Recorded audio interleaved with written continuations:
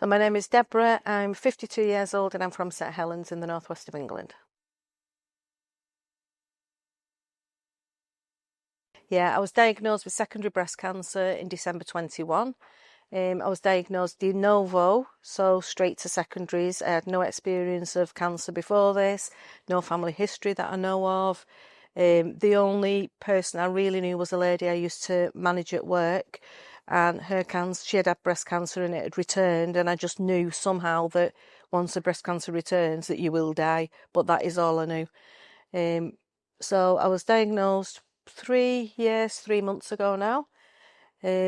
It's meant that I can no longer work. I was very busy beforehand and now I can't do any of the things that I used to do.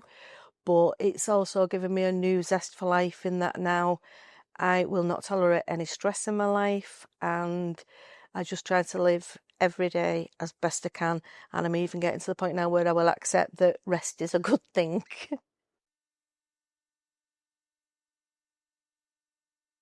I've always had scoliosis, so I've always had really bad back pain from being about 15. And my back pain had gone progressively worse to the point where I thought my back had seized up. My husband had to knuckle in between my vertebrae to help me to get out of bed. Going to the urgent treatment centre time after time. Long story short, I eventually got admitted. I had a pain in both of my legs, and I was told by a physio that you should never have a pain in both legs. It's the same. You need to go straight to A&E if you do, which I had no idea about. Didn't think it was an accident or an emergency, so went back to the urgent treatment centre. Got told I can wait and be sent home with the same medication that I'm on, or go home. So I decided to wait it out and not take any painkillers. And by the time I was seen, I could just barely could walk. I had a raging fever. They sent me straight to A&E. I then had blood tests after, all told, I think it was about 14 hours for both of them altogether, in complete agony. And they did blood tests and said, took me straight in after that and said I've got the highest infection marker this doctor's ever seen, and he thought it was sepsis. So they were pumping me with antibiotics trying to find the source of the sepsis. That was on the Friday, Saturday, Sunday. The infection marker hadn't reduced at all. So they were a bit concerned then, sent me for a scan on the Monday and came straight back and said, unfortunately, you've got a tumour in your right breast. It was quite a big tumour as well, but I couldn't feel it and it had hid. And then it had already spread to my spine. So I've got one vertebrae currently that's not moth-eaten in the oncologist's technical terms. Yeah, so now I'm on my treatment wise, I take a abemaciclib tablet, so it's an oral immunotherapy chemotherapy drug. So I take 2 tablets, one in the morning, one at night. I take letrozole, which is a hormone blocker. I take mine in the morning. I had to, at the beginning, trial and error the best time to take these tablets because some of them make me feel really stiff and quite a bit of pain. Were affecting my sleep and things like that. So I take my abemaciclib, my letrozole, I take Zomorph for pain management, and I have Oromorph if I need any further pain management.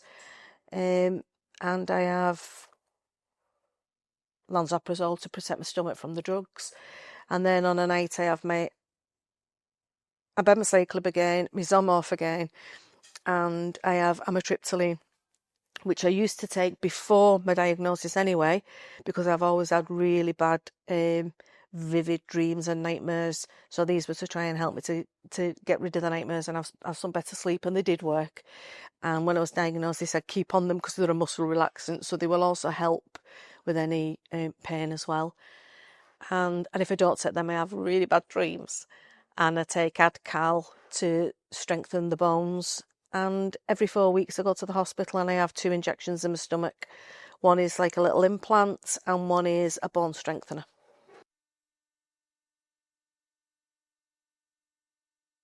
I think the biggest thing is the tiredness, and I do feel that a lot of my pain is under control because of the Zomorph and the painkillers that I now have access to. But whereas I've always been used to being on the go all the time. I was working 3 jobs, one of them which was pretty much full time, so I was always doing lots of things. Whereas 3 years, 3 months into my diagnosis, I am actually just now learning to hear what my body's trying to tell me. So I do know now that if I have a busy day, I'm going to need a full day where I am completely wiped out. And I've always had that from being diagnosed, but I've never actually listened to it or been able to accept it. I've always been like, no, I need to keep going, because if I stop, that'll be it. I've got to keep going. Whereas now I know rest is good, and I know I'll have that rest and I'll feel a little bit better for the next day.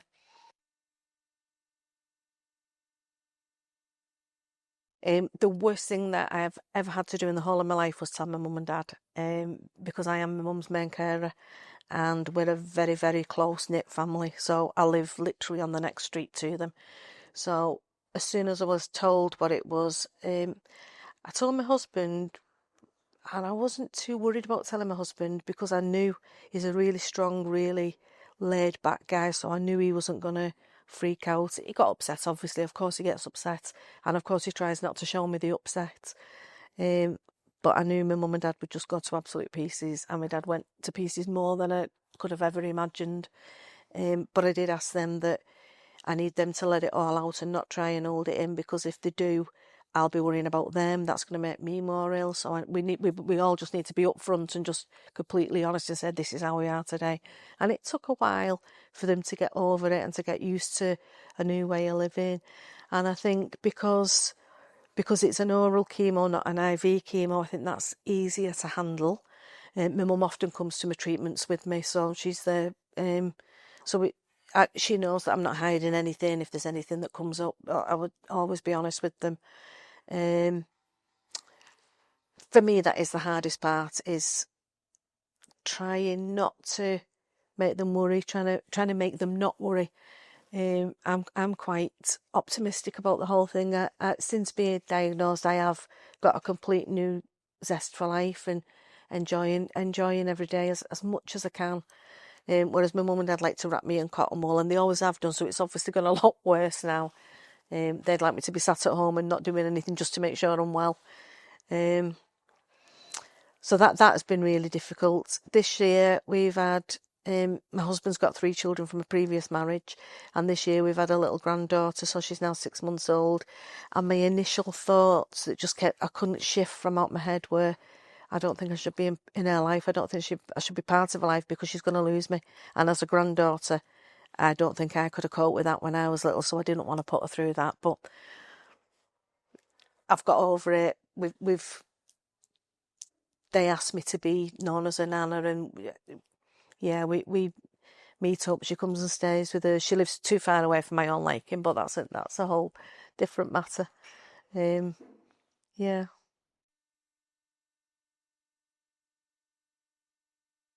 Only recently I was talking to a friend who knows me quite well, and she said, "But you're okay now. You're stable now, so you're cured, aren't you?" And I was like, "I'll never be cured." So people not understanding what secondary breast cancer is, all the different terminology that's used, because it is very confusing.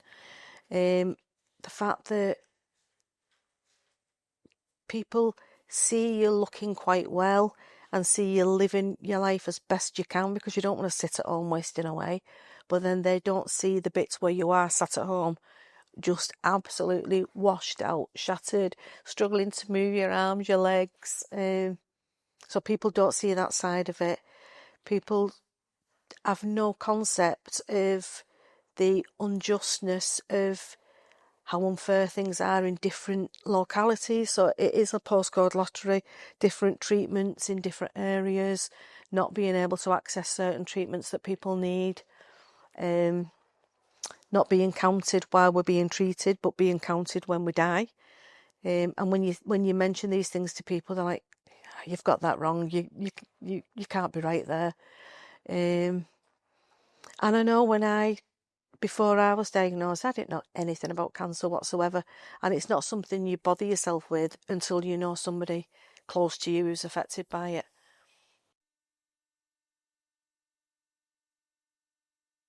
Yeah, so having just had my photo taken with Jennifer for this campaign for Make Seconds Count. Initially, I applied for it with a brave head on, and then when the email came through saying, "Yeah, we're going to take you through to the next stage," I was like, "Oh!" I don't want to do it. I don't know why I've done this. I don't know why I've signed up to it. I'm not going to do it. So I'm part of an ambassador network for Make Seconds Count. So I put a note in there saying, oh, I've had this thing, but I don't think I'm going to be able to do it. And the amount of support that came through, so I thought, I'll sleep on it. I'll see how I feel in the morning. Just because of all the support that came through of people that had done it in the previous round. I just woke up with a completely different mindset. I'm doing it. I don't care. I don't care if I've got fat rolls on show. It doesn't matter. It's not about me. It's about it's about something much bigger than me. And it's about getting the word out there about how secondary breast cancer does affect people's lives.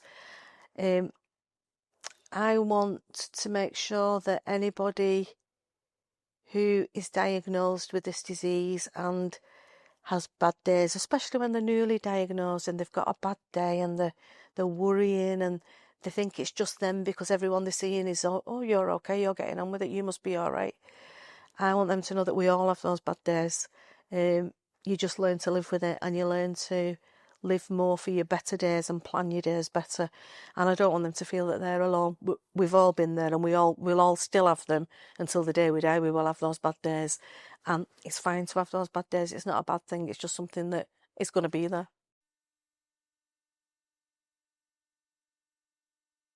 If somebody was newly diagnosed, I would probably say to them, number one, stay off Google. Don't go down that rabbit hole. Definitely get involved in support groups. So find support groups local to you, whether that's a tea in a chat group or a Facebook group.